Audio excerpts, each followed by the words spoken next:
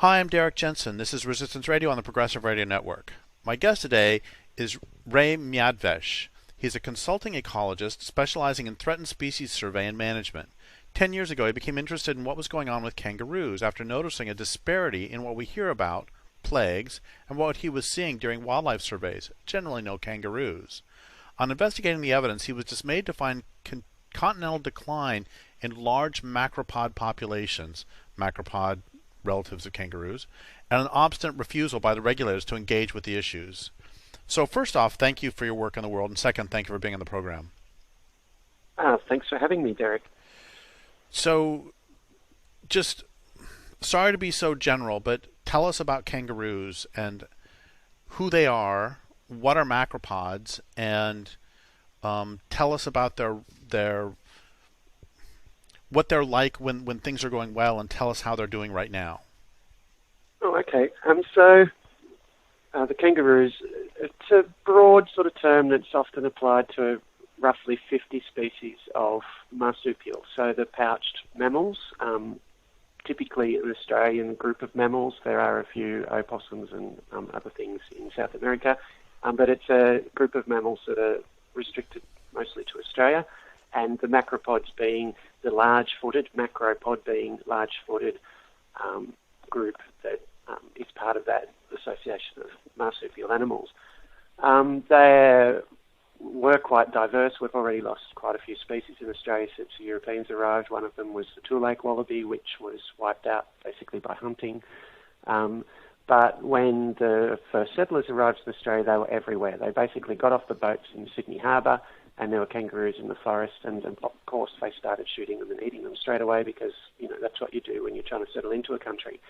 But as the settlers moved out from that sort of beachhead of invasion, basically, there were reports of, it was like the plains of Africa, there were reports of literally thousands of kangaroos in mobs that would be half a mile across in a single mob.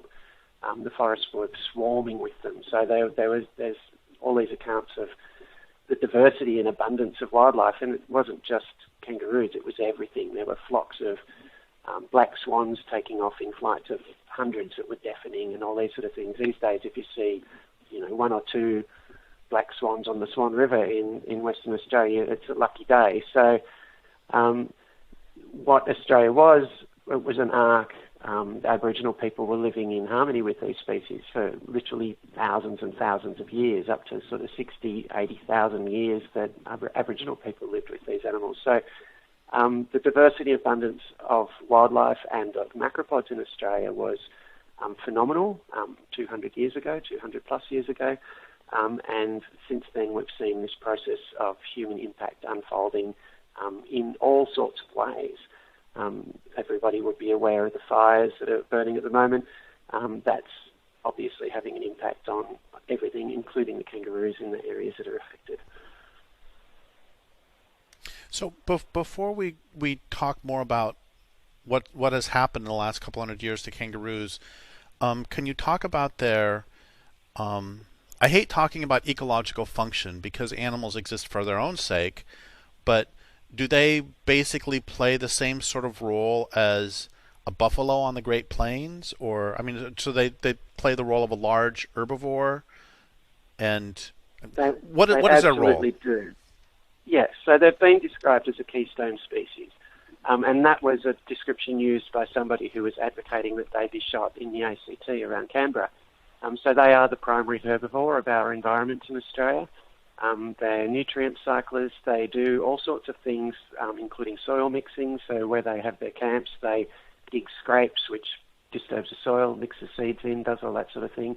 They process nutrients, so they wander around doing their droppings, which is part of the cycle of fertilising the landscape.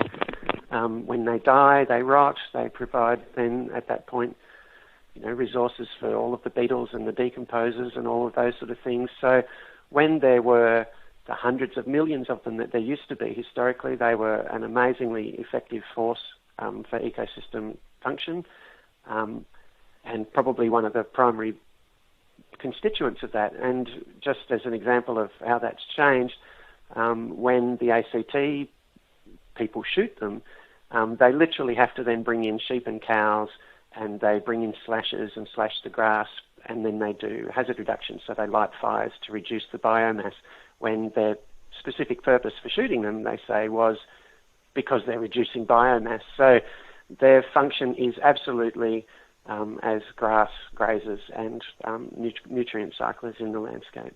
And I'm sorry for my almost complete ignorance of Australian ecology, but so in the United States there are wolves who eat deer and buffalo, and so who were the primary consumers of all of this? You mentioned the beetles, but were there also macrocarnivores? Yes, there were. So there, up until a few thousand years ago, there were marsupial lions and thylacine on the mainland.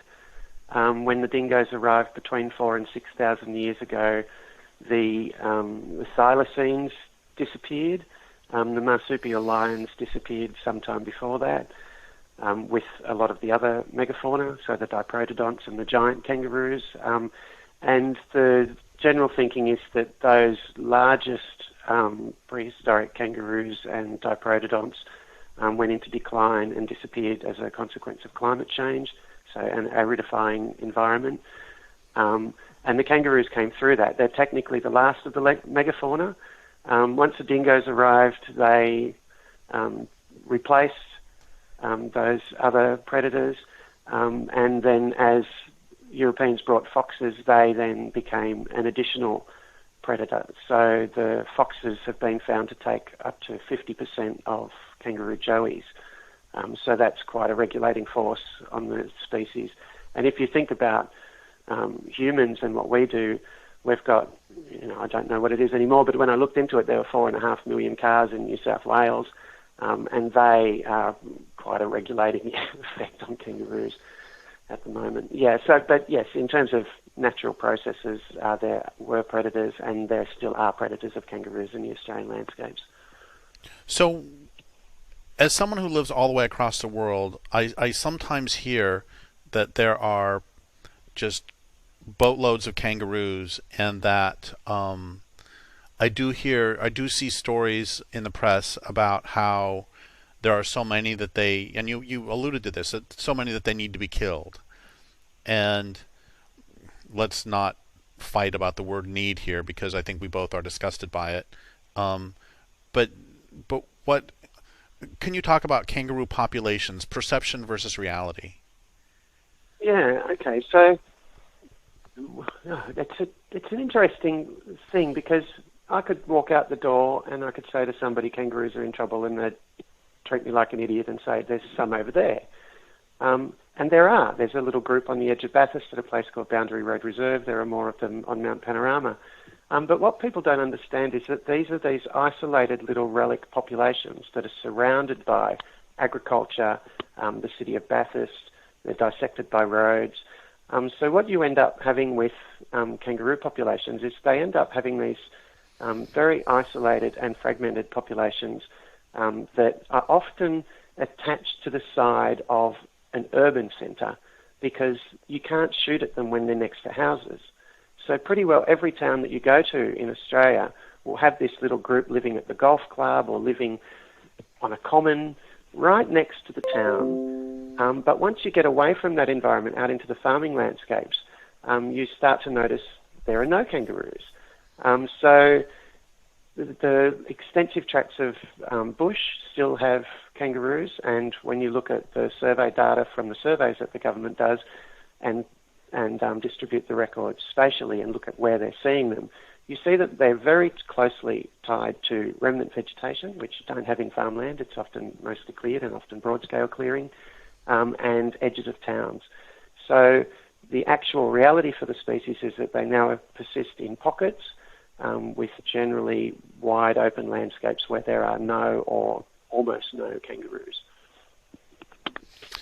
And you mentioned earlier that the kangaroo is sort of an umbrella term for, I believe you said 50 species. So I presume that some of those species are doing better than others and some are doing worse. Yeah, I think the actual number might be 49. That's why I said about 50. But look, I don't know of any species that's doing well.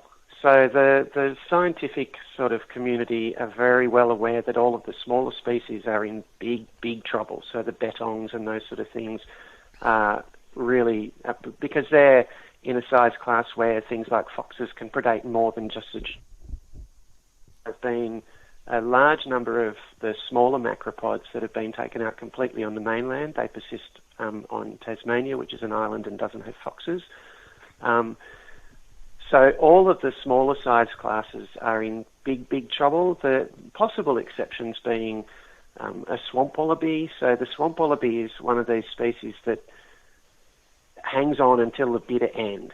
So they still persist in national parks, even right in Sydney. So Ku-ring-gai Chase National Park is somewhere that there are still naturally occurring populations of swamp wallaby.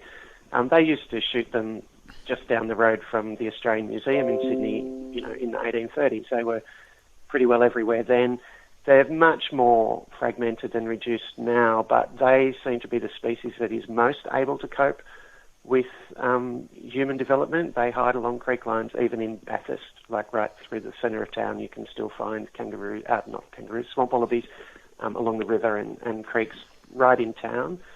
But the ones the big ones, so there's 4 main species that are of interest to me, being the commercially shot species, because there's this dominant narrative that they're doing better than ever before, that we've made things better with farming and we've put in dams and all of these sort of things. So the population has increased and there are more than there were when Europeans settled Australia. That isn't true. If you look at the data and if you look at the spatial distribution of the species, you can see that they've been removed from 90 odd, maybe 97% of the places that they used to occur. So that's where my problem sort of comes, in the sense that most of the scientific community are of the view that they're doing fine, but they really refuse to engage with the issues that I've identified. So that's where I think that all species are in big trouble. It's a human impact thing, so I don't see why we could suggest that the species that is most commercially valuable should not be the one that's affected by human impacts. I think that we really should be not ignoring the impact of commercial activities and human impact on the 4 large macropod species. That's eastern and western grey kangaroos, the red kangaroos, and the wallaroos.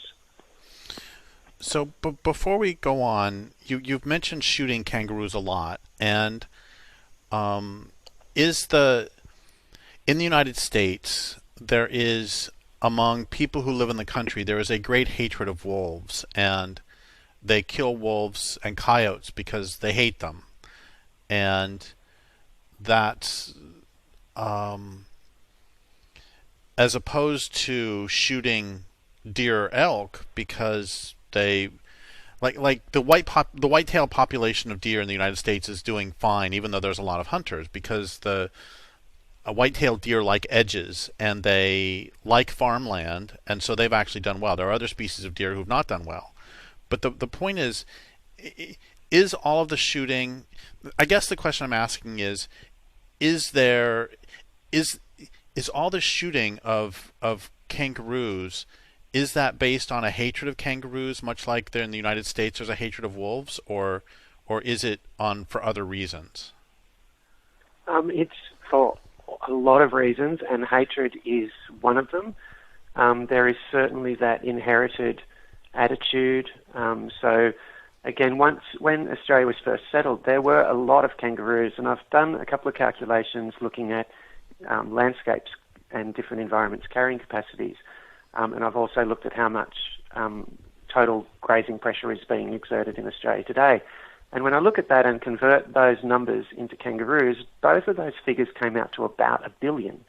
So Australia can support, and possibly did support, about 1 billion kangaroos. And when the first settlers went out and started to establish their farms and stuff, these sort of numbers that they were reporting, and the numbers were quite ridiculous. Some farmers would shoot 60,000 kangaroos on a single property. that was a big problem for pastoralists. So they treated them like rats. They thought of them as vermin. They were listed as noxious species. They were called vermin, and they were exterminated, and that was the point of the program.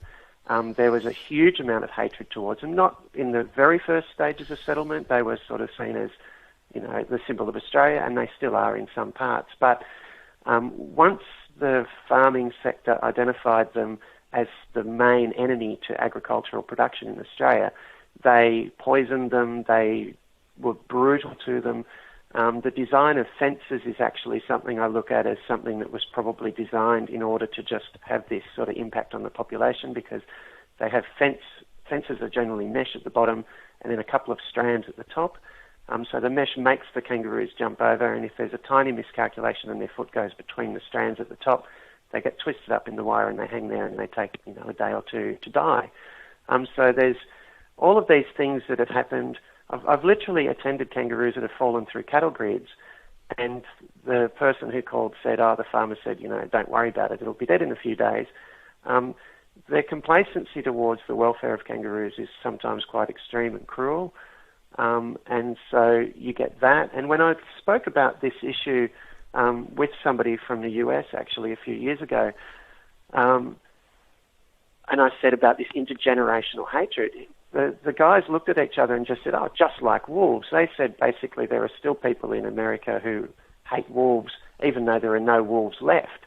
And so we see in Australia that sort of attitude that, we've got a terrible drought at the moment, but if you look at the social media posts on people posting about kangaroos, they're literally saying, well, let's finish the job. They're looking at the drought as causing impacts on kangaroos, and they're just going out and killing whatever else they can find. There's some sections of the community have designed these things called cluster fences, where they put out around their properties very tall fences that kangaroos can't get over. They fence in multiple properties, and then they just go through and shoot every single kangaroo that they could find, because the grass is there for the sheep, cattle. It's not there for kangaroos. It's there to be used by farmers. So you do get that. There's the sector that see them as a resource, so the people who shoot them to sell their meat and skins don't hate them, but they certainly don't respect them, and the way that they treat their joeys is, again, it's cruel. They take them out and beat them to death. There's a lot of missed shooting that goes on, so that whole space is doesn't hate them. But then you've also got this third part that shoots for fun. So you do have hunters that go out and shoot, and they just will go out and, they'll shoot 200 kangaroos in a night on a recreational permit, just for fun, and they just have a complete disregard and probably a complete ignorance of what the situation is in terms of conservation. But they're certainly swayed by the dominant narrative that kangaroos are overabundant pests and should be shot. So there's a huge amount of complacency. There's a lot of hatred, and there are other people who just see it as a quick buck, because if you can shoot, a truckload of kangaroos in a night, you can make a couple of $1,000s a week doing that. So they're not thinking about it in terms of it being sustainable, because most of these people don't even understand how slowly kangaroos breed. And that, again, has been this dominant narrative that was established a long time ago, that populations explode. They don't. They have one joey a year, and 75% of their joeys die. So maximum population increase rates are only sort of 10 to 14%, and they crash during drought, and shooting intensifies during drought. So there's a lot of problems in the way that kangaroos are perceived, and there's generally very low regard held for them. You said that they have about 3/4 of the joeys don't survive, and that they have one per year. At what age do the females become capable of having babies, and then how long is their typical reproductive lifespan? Yeah, okay. So they can potentially become pregnant with their first young at about 2.5 years, but they generally don't have their first young until they're 3.5 years old. And that joey is dependent. It's in the pouch literally for 12 months, 8 to 12 months, depending on what species you're looking at, but then continues to suckle from the mother for another 6 months. So it's generally about 18 months of dependence. And whilst the joey is out of the pouch and suckling from the mother, she can replace it in the pouch, so she can have one in the pouch and one suckling and following her. But there's a 12-month spacing between those. So if you think about it, it's more like a conveyor belt, where one joey pops off the conveyor belt every 12 months or so. So if she's having her first young by about the age of 4, most of the does have stopped breeding by about 12. All of them have stopped breeding by about 15. So if you look at that, they're generally having about 8 young a year, 8, maybe 10 if they're lucky. If they've got good conditions, they stop breeding during drought. So if they're having 8 to 10 joeys in their lifetime, and 75% of them are dying, again, half of them taken by predation. The other 25% is often, they have accidents, they break their legs, they get separated from their mother, they have problems with poor nutrition. If it's drought, the mother's milk dries up, so they just die from, malnutrition again. So you're only looking at a female potentially producing 2 to 3 young to independence in her lifetime. And when you think that in-pouch sex ratios are 1-to-1, so there's an equal chance of having a male or a female joey, the average female kangaroo only is going to produce 1 female joey on average in her lifetime. So they only really replace themselves once. So when people talk about populations exploding and we need to shoot them and this is all sustainable, and then you look at the rate of killing and the fact that female kangaroos are very poor reproducers and only really replace themselves once, every time you see someone shoot a female kangaroo, the population is going down, and it's also impacting on the species' capacity to even increase. It just can't. And you mentioned earlier that there would be these huge mobs of kangaroos. What are, and I guess they're probably different species to species, but what are the kangaroo social organizations? Yeah, they are different from species to species. So we'll talk about the grey kangaroos first, which are a big mobbing species. They really like to be in a group of 150 or more animals. They will have a really large dominant male with sub-alpha males in the group as well that are sneaking around, sort of taking whatever opportunities they can get to mate. But it is very much dominated by the largest male. And then he has his harem of females. And it's an interesting thing because the females pass on their territory to their daughters. So, again, one of those prevailing myths is that kangaroos just roam across the landscape and, they'll go hundreds of miles. That's not true. I've done radio tracking. A female eastern grey kangaroo occupies a territory about 1 kilometre in area. So that's not a big area at all. The males, once they've established and matured, they might occupy, 4 square kilometres. But the thing with the female and the mob structure is they will live there forever unless they get shot at, in which case they disperse. But the female's younger male offspring will disperse for hundreds of kilometres. So that's how their genetic mixing goes on. Once the male gets to 4 or 5 or 6 years of age, they just start to bulk up at that age and they become big by the time they're sort of 10 or 12 years old. Once they get to that age where they're starting to think about mating and stuff, they come into conflict within the group with their father, technically, or whichever male has replaced their father through that dominance hierarchy sort of process. But once they get their butts kicked, basically, they go, I'm going to find somewhere better to live, and they just hop off across the landscape. So as somebody who, I'm also a wildlife rescuer, the most common animals that I'm dealing with that are hit by cars and caught in fences and that sort of thing are young males that are dispersing. So they just go, the females are occupying a safe territory where they're not being hunted or shot at. So that's why I mentioned earlier the Boundary Road Reserve and Mount Panorama spaces around Bathurst. There are these stable female structures there. But the young males from those populations, when they decide, I've got to go, they're the ones that end up in town in people's backyards and swimming pools and run over. So there's very much a fluid movement, but that is much more the young dispersing males than the population generally just hopping madly about all over the place.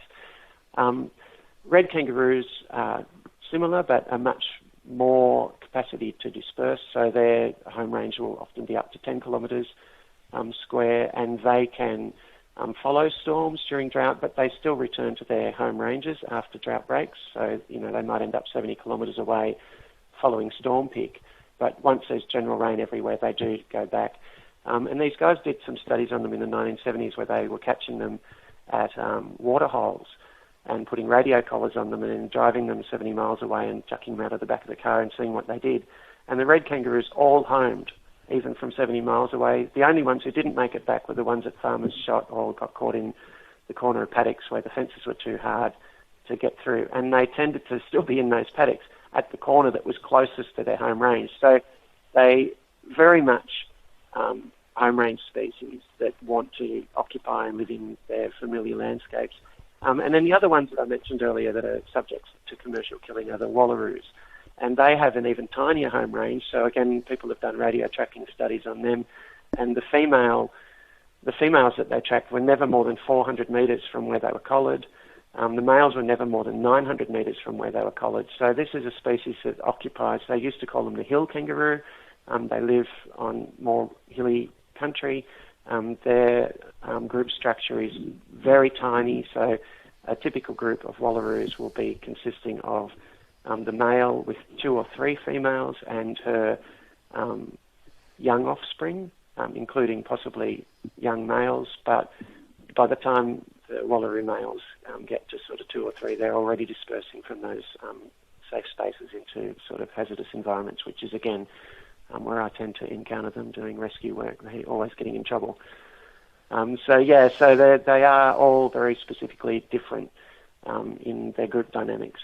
But the myths about them being these sort of nomadic species that are just hopping across landscapes and over the hill into the sunset are just not true. So you've talked about shooting a lot, and I want to come back to that later, but can you talk about what are the primary threats, what have been historically and are currently the primary threats to kangaroos? Is it shooting? Is it habitat loss? Is it what are the threats? It is both of those things. So again, there was a study done. Look, everyone became concerned about kangaroos in the 1970s because the industry was just out of control. Literally, there was no control. So they were just killing whatever they wanted to do, and a lot of skins were going to the US and other places, Europe. And the meat market wasn't such a big thing at the time because it's not particularly good to eat or hygienically obtained or anything like that. We won't worry about that at the moment. But okay, so 1970s they said they're in trouble, and somebody did some studies in Tasmania, which as an island is a lot easier to look at. And kangaroos were just this immediate red flag species. And they said, what are the problems? Habitat loss and hunting. And the guy who did the study said there were 96% of them were gone. So there was a huge conservation effort in Tasmania at the time. They gazetted Mount William National Park to conserve the species. They literally caught about 2,000 of them putting bag traps at holes in fences. And they did introductions to about 18 sites around Tasmania.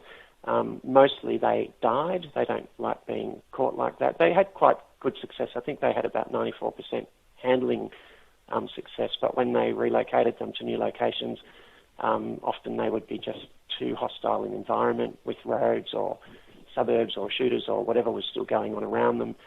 So only 7 of those reintroductions persisted, and it ran for, I think, about 4 or 5 years they were doing this, but they stopped doing it because of opposition from the farming sector, which didn't want them being reintroduced to places. So even though they recognised that there were only 4%, there was still this resistance to their conservation in Tasmania. They have conserved them, and they look like they have done a good job down there. They've restarted letting people shoot them in 1995, I think it was, and they're again ramping up the shooting. And I don't think that they've really looked at their numbers to make sure that they're doing a good job.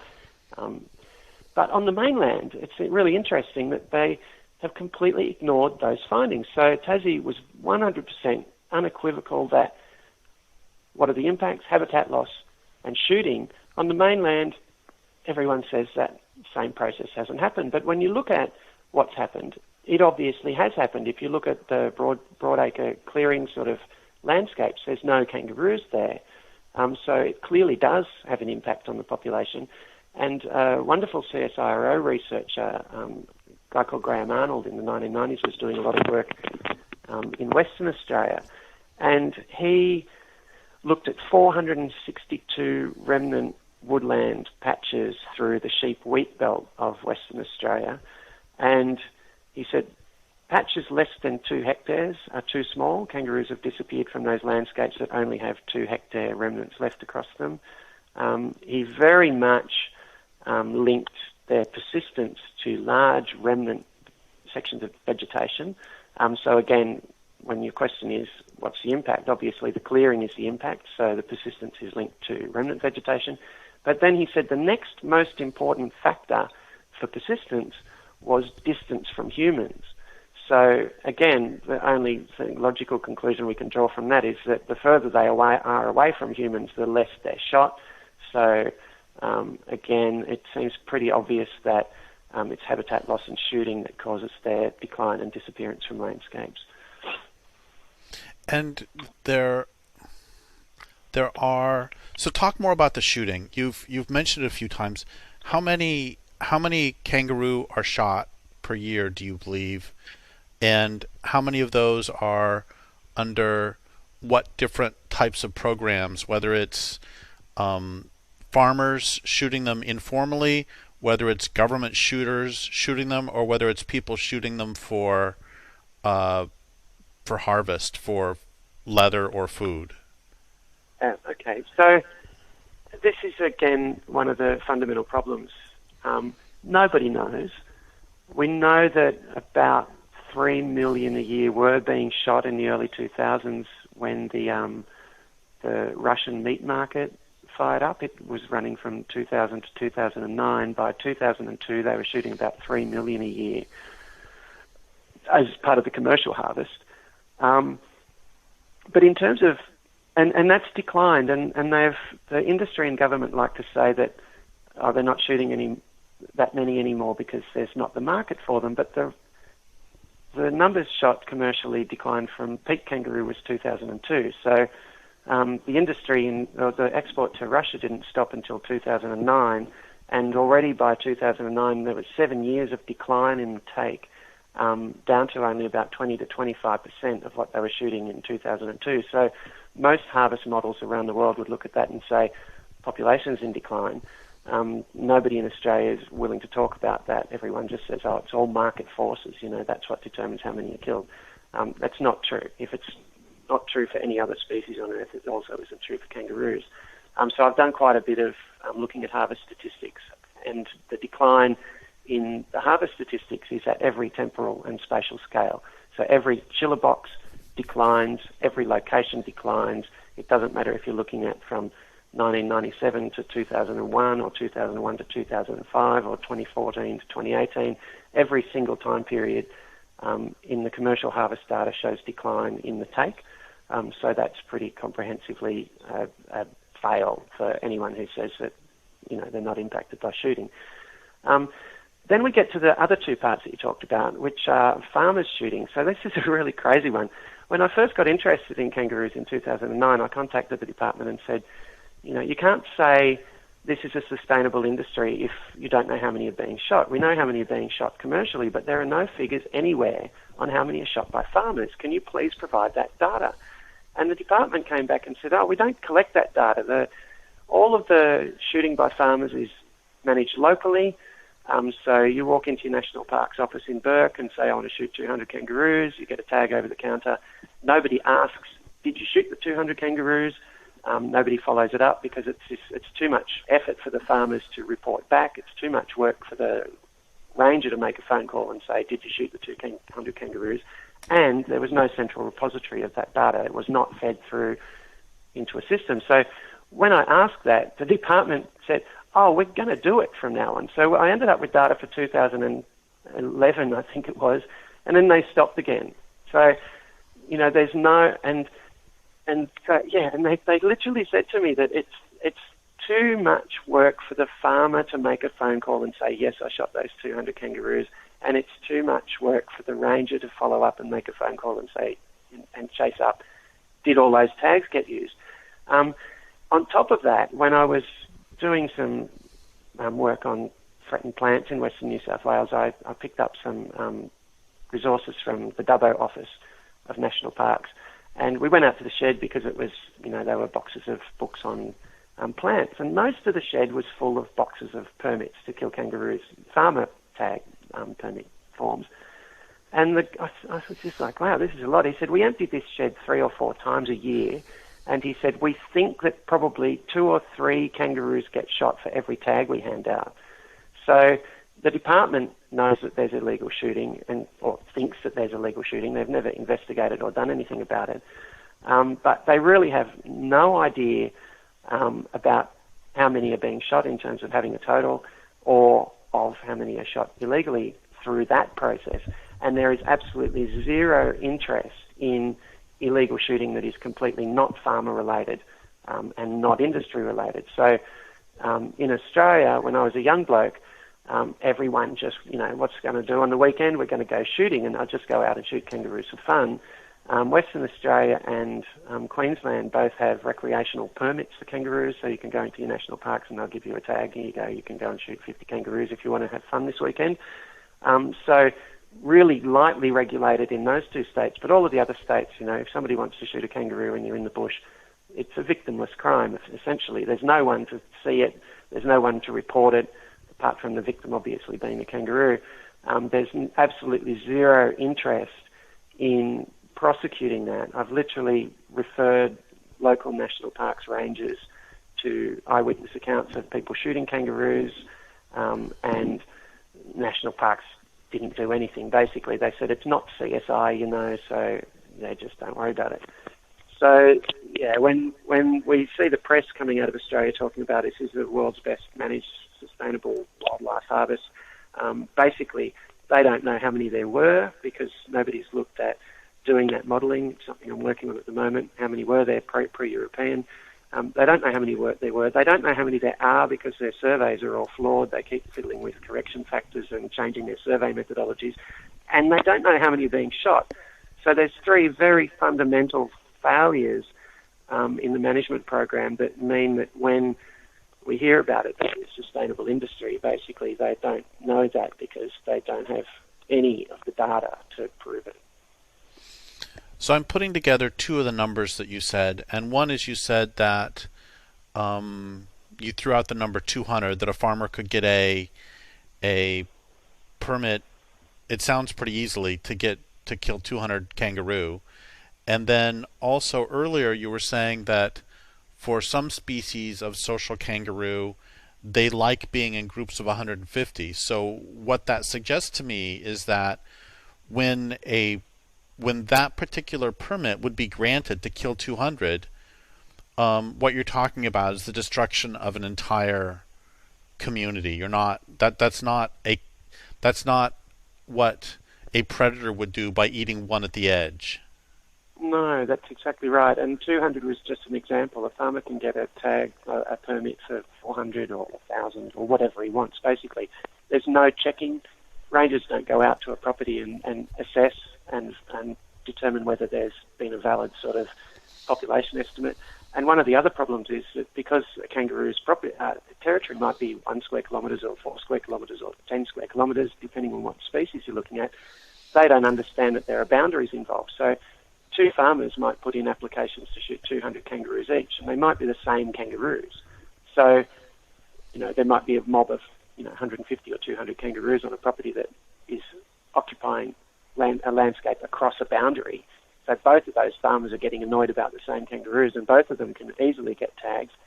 And I've raised these issues with rangers and said, what's the process to get tags? And they said, we just hand them out. It's a PR exercise because there's a huge amount of animosity from the farming sector towards national parks because all the kangaroos are in the national parks and they come out and eat my crops. You get that attitude. So there's a lot of animosity. So the way the national parks tries to, offset that animosity is to be really friendly and accommodating.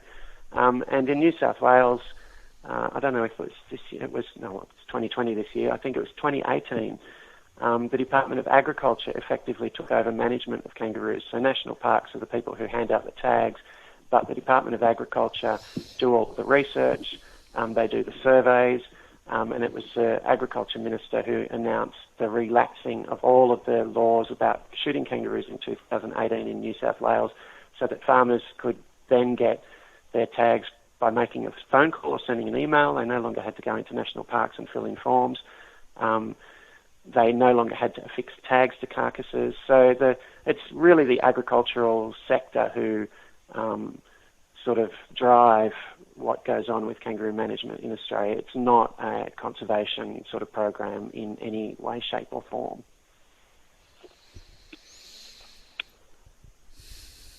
It's all bad, unfortunately.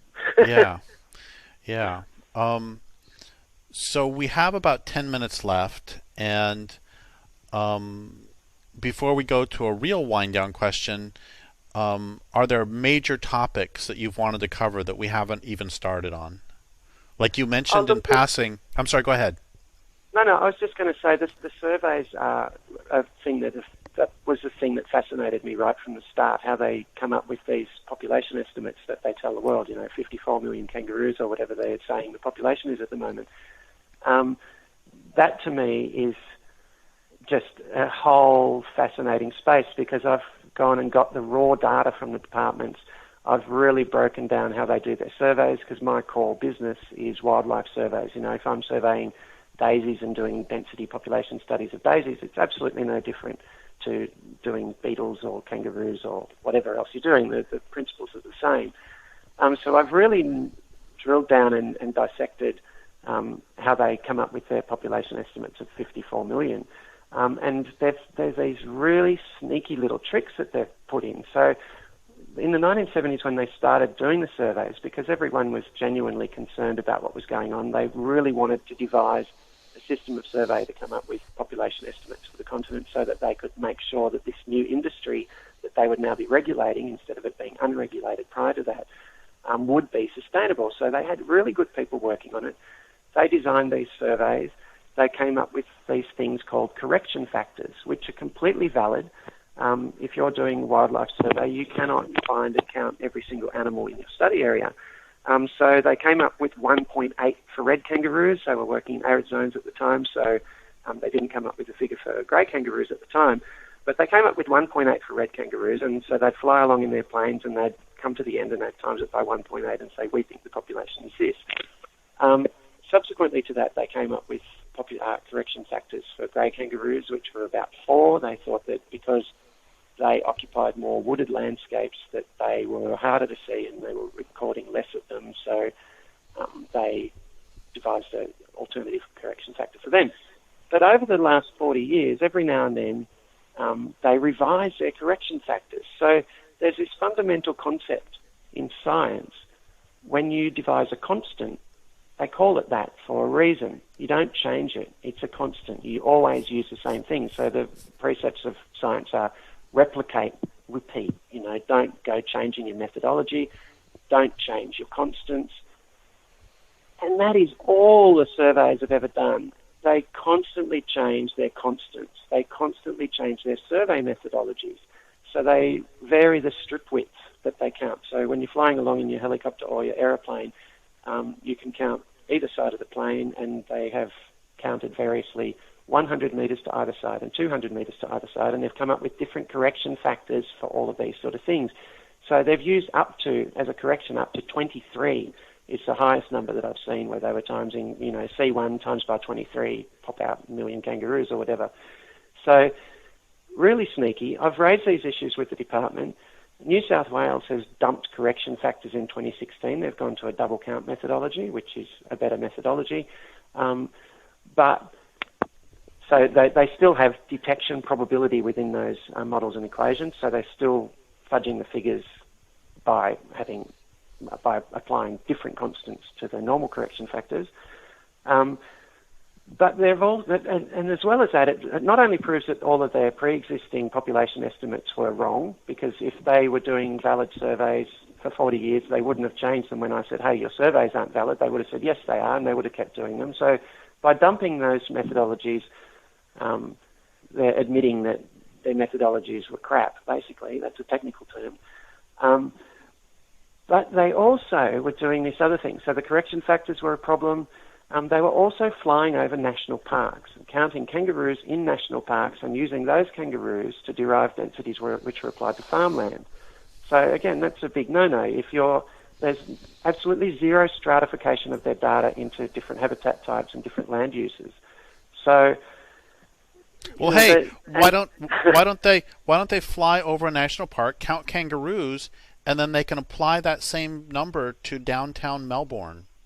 That's exactly right, and they do that. They do not subtract, like Victoria. Hey, and while you're doing example, it, they do this. You can do it over the harbour too. You can do it out in the ocean.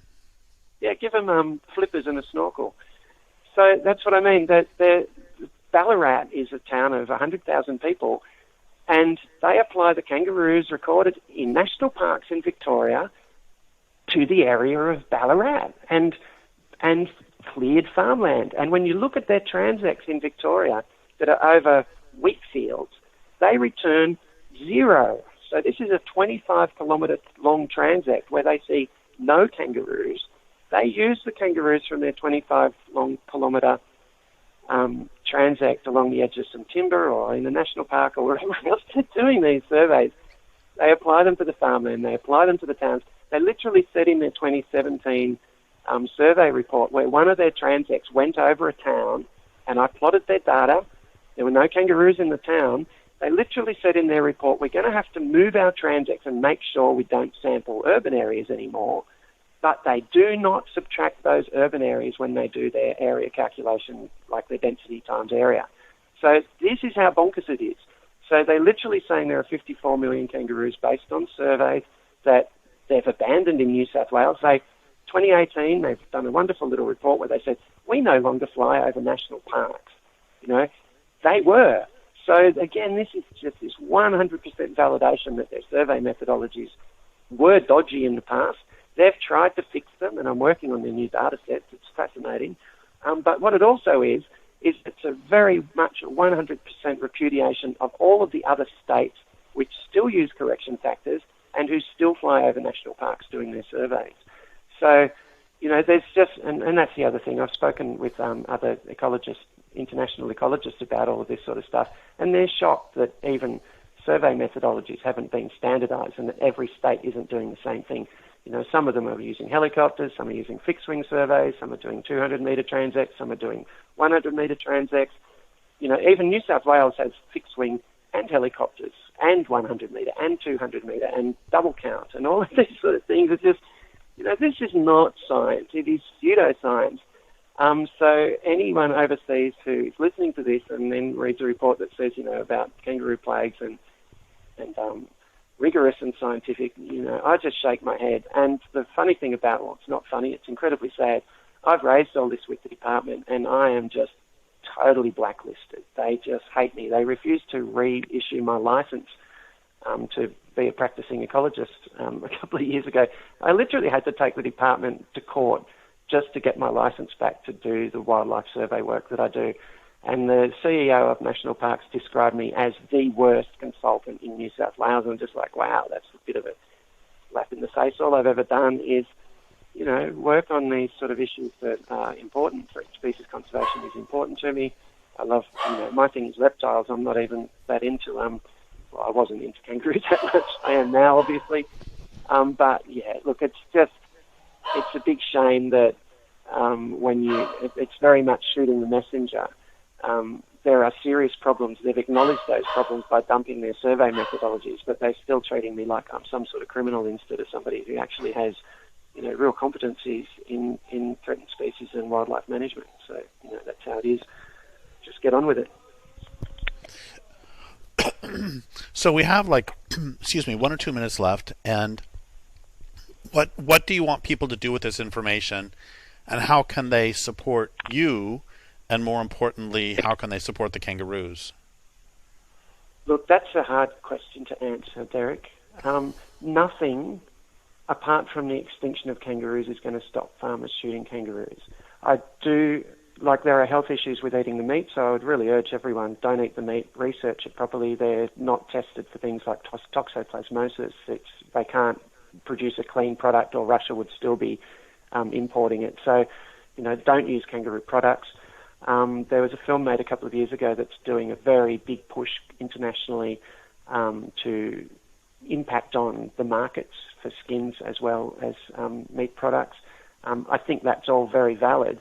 But I think that the Australian government needs to really clearly hear, as they've heard in the past, that the world actually does care about kangaroos, and that this farce that we're putting out to the world, that we're white people and we wear suits and we're really kind and we care about our environment, is all basically not true.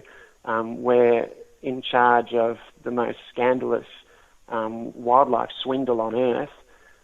It's worse than what the Russians were doing to the whales. This is millions of animals a year being killed under a program which is just a farce. And I think the Australian government needs to hear loud and clear that the world is watching. And we need to pull our socks up. We've got these fires now raging. I always looked at the east coast of Australia as a sanctuary because the commercial harvest isn't there. Yes, there are cities and towns all the way down the coast, but there are spaces in between that are all the national parks that still have kangaroo populations in them. That's all burning. So I was literally looking at the last little strip of eastern Australia as a stronghold for the species, because they're basically shot everywhere else in New South Wales, and now it's on fire, and yet they are continuing to shoot them more and more. The farmers are literally screaming blue murder at the moment in Queensland because the department has detected that there's a problem up there, so they've stopped commercial harvesting in some of the Queensland harvest zones. And the communities are just saying, you're destroying our communities, you're destroying our livelihood, the kangaroo, you don't know what you're talking about, there are plagues. So there's just this huge animosity towards a species that I think the rest of the world needs to say, hey guys, lighten up. Then when they don't eat as much as 5 sheep, all of these sort of lies that are told about kangaroos to demonise them, to give social licence for their mass slaughter, really need to be challenged, and the Australian government and Australians generally need to be told that the rest of the world is watching and the rest of the world actually cares. So I do think that international pressure on Australia to look at this issue and take it seriously will be effective. But every time it's happened in the past, the backlash from the rural sector has been quite extreme. There was a lady who wrote some stuff in the 1960s, and the Australian farming sector just went nuts. There were literally people saying, if we can't shoot them, we're going to poison them.